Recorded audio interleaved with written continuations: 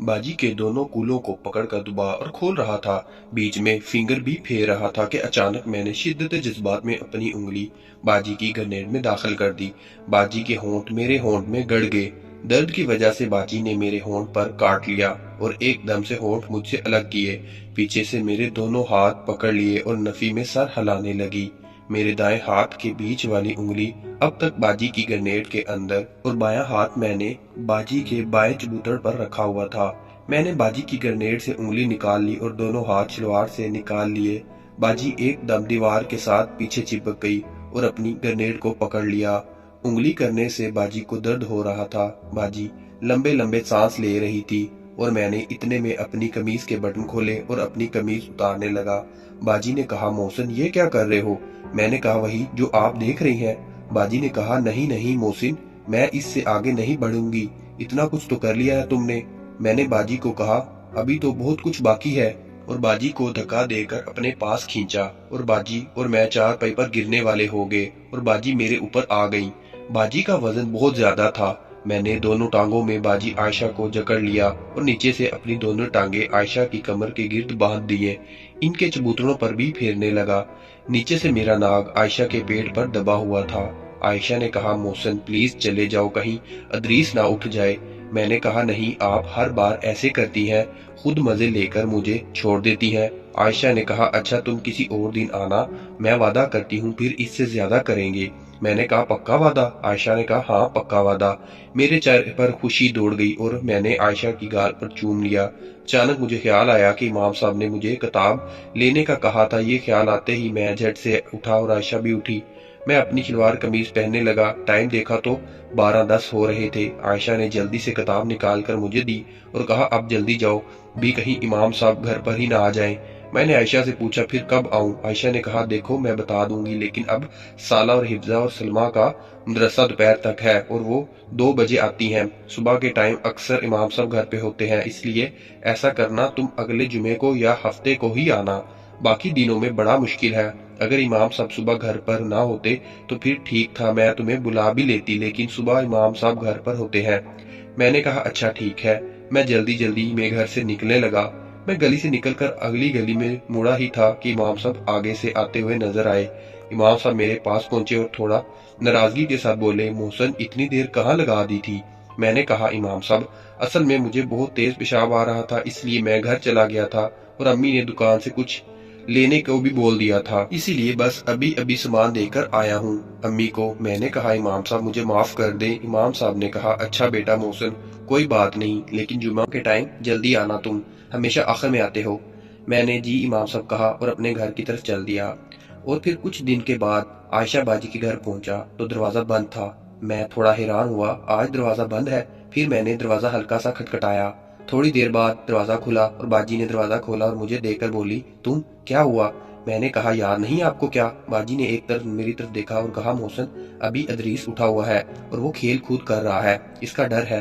तुम ऐसा करना, कल आना 1:45 जब इमाम साहब भी चले जाएंगे जोहर के लिए, फिर कोई भी नहीं होगा घर पर। बाजी की बात सुनकर मैंने अजीब मूड के साथ कहा, अच्छा ठीक है, लेकिन कल लाजमी।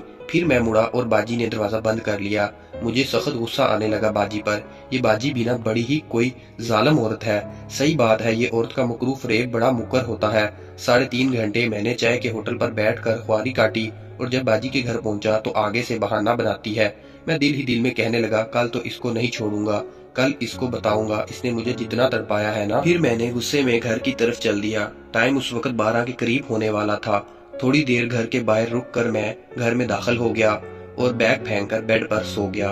अगले दिन मैं नाश्ता करके घर से बाहर निकला और बाजी आयशा के घर की तरफ चल दिया।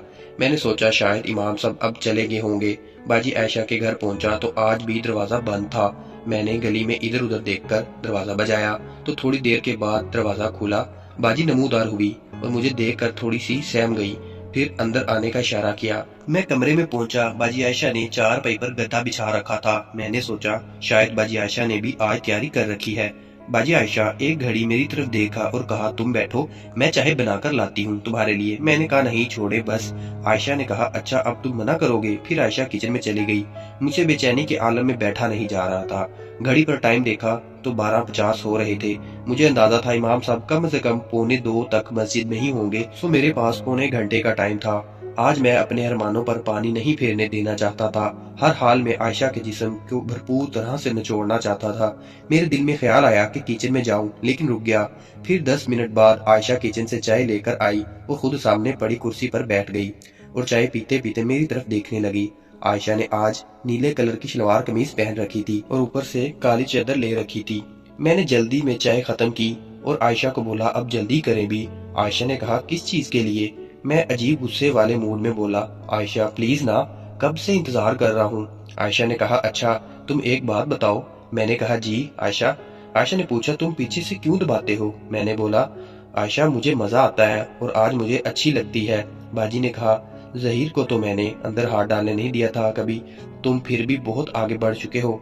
आयशा ने कहा, इमाम सब तुम्हें बच्चा समझते हैं, लेकिन इनको क्या पता ये बच्चा इतना बड़ा हो गया है।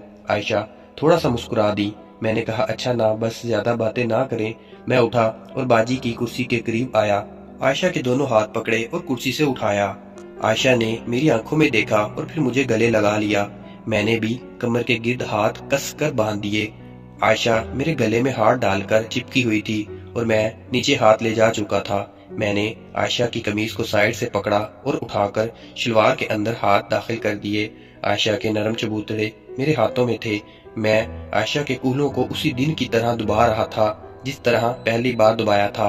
आयशा के कूल्हों को अच्छी तरह दबाते दबाते पीछे मैं फिंगर घुमाने लगा और आयशा के चबूतरों का सुराख तलाश करने लगा। मुझे आयशा की ग्रेनेड का सुराख मिल गया और मैंने झट से बीच वाली फिंगर आयशा की ग्रेनेड के सुराख में दाखिल कर दी।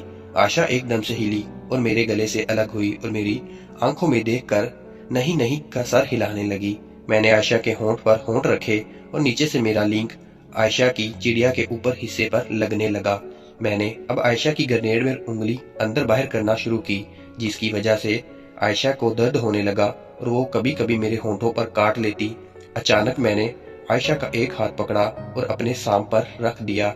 फिर आयशा ट्राउजर के ऊपर से मेरे नाक को सहलाने लगी। मैं आयशा के होंठ चूम रहा था।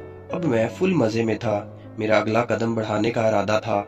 आयशा भी मदहोश हो रही थी और मेरी उंगली अब आयशा की ग्रेनेड में आसानी से अंदर बाहर हो रही थी। मैंने आयशा के मीम से हाथ हटाया और कमीज का पल्लू नीचे से पकड़कर बायां हाथ बाजी के पेट पर रखा तो बाजी थोड़ी सी हिली।